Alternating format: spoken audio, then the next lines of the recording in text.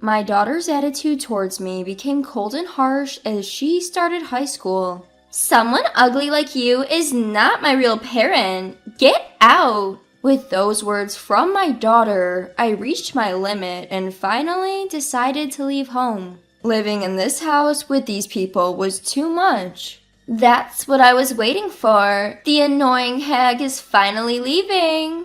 Hearing my own daughter call me ugly and tell me to leave without a second thought was devastating. In that moment, I made a decision. I have one last thing to tell you before I go. The shocking truth I revealed left my daughter dumbfounded. Little did she know that her mother's words would so drastically change her life. My name is Emily. I live with my husband Steve and our daughter Ashley.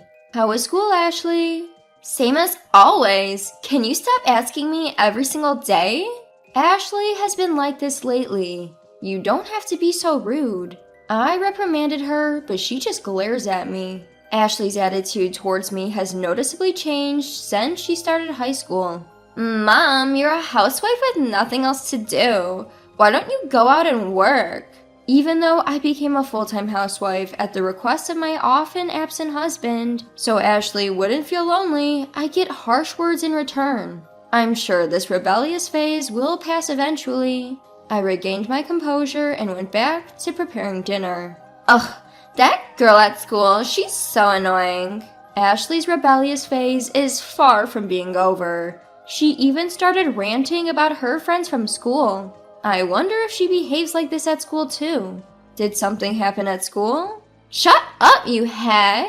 I was worried and tried to talk to Ashley, but she yelled back at me. Recently, she started calling me names like ugly or pig.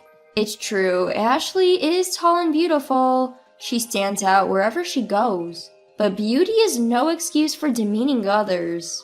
I've tried to talk to her about her behavior, but she just won't listen. I guess there's no point in trying to have a rational conversation with her right now. With that in mind, I stopped talking to Ashley any further. I wonder how long this rebellious phase will last. Is it like this with other kids too? With these thoughts in mind, I decided to make Ashley's favorite spaghetti for dinner, hoping to lighten her mood. Ashley, dinner is ready. I called out to Ashley, who was lying on the living room sofa, engrossed in her smartphone. Ashley slowly got up and shuffled towards the dining table.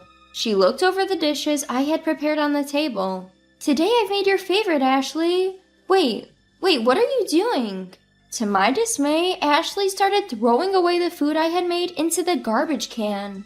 The dish I had cooked with love, hoping to make Ashley smile, was now pitifully discarded in the trash. How could I stomach the food made by an ugly woman? Ashley said, glowering at me.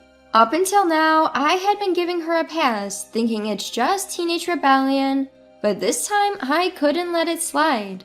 Ashley, enough is enough. What you're doing is wrong as a person. Unable to bear it any longer, I raised my voice at Ashley for the first time. Oh, just shut up, you hag. However, Ashley refused to listen, treating me like an old maid. Can you say something to Ashley, please? I pleaded for help from my husband, who was watching TV, but he just ignored me. I'm tired from work. Leave me alone, he muttered without taking his eyes off the TV. At this, I felt utter despair. I realized my husband was no help. Leaving Ashley like this would turn her into a troubled adult. With this in mind, I continued my lecture, without flinching at Ashley's verbal abuse. Seeing me behave differently than usual, Ashley escalated her foul language. You're not my mother, you hag! Get out! She sneered. What do you mean? You're not my mother? I've been acting cool for the past 3 years, thinking her rebellious phase would end someday. But I've reached my limit. My husband, who is in the same space as us, does not give me a hand. As always, he leaves everything related to Ashley to me, ignoring our daughter's defiance toward her mother, even though she is his own child. I am disappointed in my husband too. I can't live with these people in this house any longer. Fine, I'll leave. I calmly told Ashley and headed for my room. Lucky me, the nagging hag is finally leaving, said Ashley, who started to cheer, oblivious to my feelings. Whoa, wait, what are you doing? My husband finally sensed the situation and rushed over. She's leaving, apparently. Ashley informed him, then returned to her usual spot on the living room couch. I stood in front of my husband, looked him straight in the eye, and conveyed my decision. I'm divorcing you, and I'm leaving this house. Wait, please, not that. Please reconsider. Whether my resolve was coming across, my husband Steve started to panic, albeit a bit too late. You don't feel anything, even when I'm belittled by Ashley, do you? I've been enduring it all this time, but it's now unbearable to even stay in this house. The idea of the three of us living happily together was only in my mind, it seems. I'm sorry, so let's not talk about divorce. Isn't it great, Dad? Just kick her out already, haha. Ashley, who was lounging on the sofa laughing, addressed her desperate father who was trying to keep me from leaving. I began to question where I went wrong with raising her. Memories of us baking cookies together and going shopping for clothes. All the memories with her flashed back. She used to help me carry heavy things, taking care of me. She was such a kind child back then. The Ashley in my memories, with her innocent smile, isn't the Ashley in front of me now. She openly belittles me, calling me ugly, and tells me to leave without any remorse. I feel utterly hopeless and make a certain decision. Ashley, you're now 18. You're considered an adult in society. Make sure you understand that your actions have consequences. And there's one last thing I have to tell you. What now? Gonna give me a lecture as your final act? Haha. Still sprawled out on the sofa, Ashley smirked as she played with her phone. Hey, are you going to say it now? Steve was desperate to stop me, but I brushed his hand away and stood in front of Ashley. Ashley, you're not my real daughter. Ashley's hand stopped playing with her phone. I'm short and plain looking, unlike you. It's because you're not my biological daughter. According to your father, you look very much like your birth mother, both in looks and character. Isn't that nice? Oh, so that's it? I'm so glad you're not my real mom. Although Ashley tried to appear calm, she was clearly flustered. I ignored her and continued with the story. Steve divorced his ex-wife just before Ashley turned 1, so she likely doesn't remember anything about her biological mother. When Ashley was around 6 months old while Steve was at work, her biological mother would bring men home and cheat on him despite Ashley being there. The divorce was due to the infidelity of his ex-wife, and because she renounced her parental rights, Steve took custody of Ashley. But he was busy with work and lacked confidence to balance work and childcare. That's when I was dispatched to Steve's home as a housekeeper. I had a childcare license and used to work in a daycare center. I was looking for a new job after I had quit due to back pain. I thought I couldn't work with children anymore, but I got the chance to do so in an unexpected way. Unlike at the daycare center, I could give all my love to one child.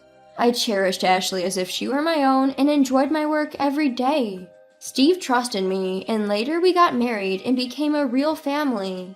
As I recalled those nostalgic days, I quietly spoke. But that honest and kind Ashley is gone. You now resemble your real mother, both in looks and character. Only caring about looks, belittling people, calling them ugly or fat, being self-centered, and ignoring everything around you. When your father sees you now, it reminds him of his ex-wife, and instead of feeling affection, he feels hatred. You're lying, right? Dad, you don't hate your real daughter, do you? Upon hearing my story, Ashley turned to Steve for confirmation, but he just looked down in silence. You should leave too, Ashley. As your mother said, I can't feel anything but hatred for the current you. You're the spitting image of the woman who betrayed our family. Steve spoke while looking down. His voice was feeble, and his back trembled as if recalling painful memories. Upon seeing my husband's state, Ashley fully understood her position and began to panic. I hate this! I consider you my real mother! I want to live together just as we have been! What are you saying now? You're an adult now. Remember what I said about taking responsibility for your actions. I retorted, pushing away a tearful Ashley. Then I returned to my room, packed my bags, and left the house. To calm myself, I aimlessly wandered the night streets for a while. Looking up, I saw the stars shining brightly.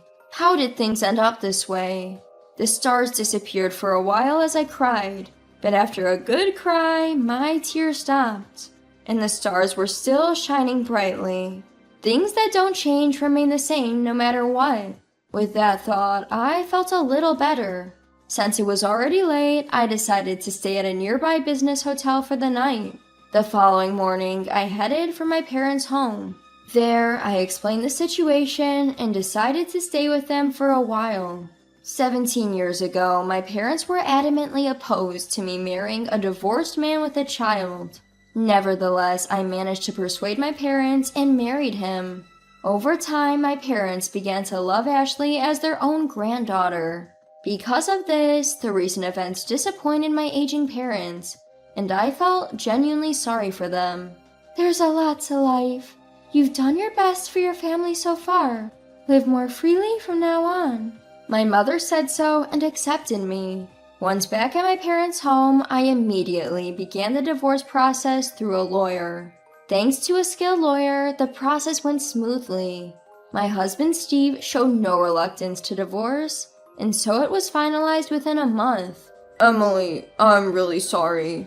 You're not Ashley's real mother, but you raised her with so much love. I should face Ashley properly, but I can't. Steve said over the phone the day before we submitted the divorce papers. The emotional scars from being betrayed by his ex-wife still painfully lingered within Steve. Unable to accept Ashley, who reminded him of his ex-wife, he renounced custody of her. And so, Ashley was to be placed in a foster home. Ashley could never have imagined that her life would change so drastically with just one word from her. After I left, Ashley began to send apology messages from Messenger. If you're repentant, take responsibility for your words and actions from now on and change your ways. However, I couldn't help but sympathize with the message Ashley sent on the day she entered the foster home. Mom, I'm really sorry. I'm lonely. I miss you. Remembering Ashley from her kinder, more lovable days, I couldn't help but shed tears. Work hard to find your own happiness. I responded, pouring all my feelings into the short reply. But that was probably a mistake. A few days later, Ashley started sending complaints about how there were no cute kids around her, or how her friends were all unattractive. Nothing has changed. I felt disheartened. You won't make any friends that way. When I said that, she replied with, I don't need ugly friends. I can't deal with Ashley anymore. I finally blocked her on Messenger. 3 months passed and it was March 8th. In my room, bathed in the warmth of spring, I was staring at the calendar. Today was the day I became Ashley's mom. Back then, I couldn't have imagined that 17 years later, I would be in this situation. I was just envisioning a bright and happy future spent with my family. Since Ashley didn't change her ways, even after entering the facility and I blocked her on Messenger, I knew nothing about her. But the other day, I heard from my ex-husband that Ashley would be leaving the facility in March. Blocked by me on Messenger, she probably doesn't care at all. She might have completely forgotten about me. I thought we're strangers now, but I just couldn't see Ashley, who I raised like my own child for 17 years, as a stranger. Once she leaves the facility, I'll probably never see Ashley again. Although a mix of emotions surged within me, I decided to go to the facility to see Ashley one last time because I wanted to see her face again. The staff at the facility understood our situation well and welcomed me kindly. As I waited in the office, I saw Ashley returning from school. Is that you, Ashley? The height, the physique, it was definitely Ashley. However, her hair, which used to be silky, was now messy, and her face looked worn out with dark circles under her eyes, where she used to apply glittery makeup daily. Ashley has been attending psychiatric treatment due to various circumstances. The facility staff informed me about her past 3 months. Apparently, after she lost contact with me, Ashley felt truly abandoned by her parents and became emotionally unstable.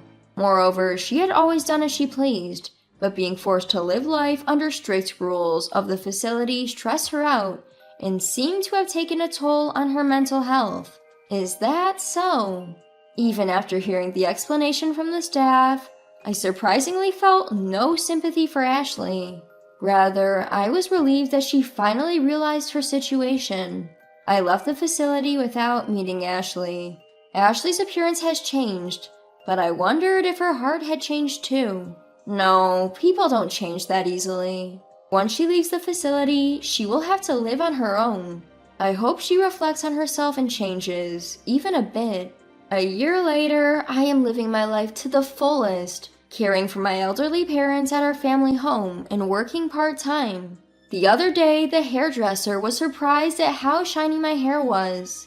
Apparently, I am stress-free after being liberated from Ashley and my ex-husband.